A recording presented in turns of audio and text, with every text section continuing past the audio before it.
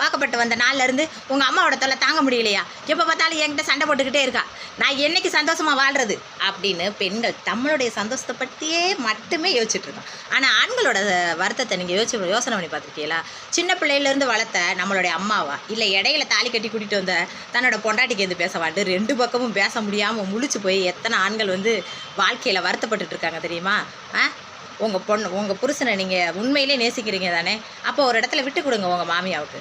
உங்கள் புருஷனுக்காக, உங்கள் மாமியாவுக்காக நீங்கள் ஏன் நினைக்கிறீங்க? உங்கள் புருஷனுக்காக வேலையெல்லாம் பார்த்துட்டு அழுத்து தான் வீட்டுக்கு வந்தோம்னா சந்தோஷமாக வாழலாம் அப்படின்னு வர்ற புருஷனை ஏமாத்துற இந்த பொண்ணு எந்த மாதிரியான குணம் இருக்குது நம்மளுக்கு?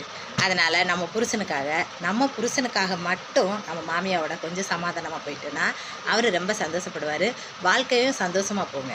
அதனால் எல்லா பெண்களுக்கும் நான் சொல்கிறது என்னென்னா, மாமியார் மருமக சண்டை எல்லார் வீட்லேயும் இருக்கும். அதில் வீட்டுக்காரோட கஷ்டத்தை மட்டும் நம்ம புரிஞ்சுக்கிட்டோம்னா வாழ்க்கை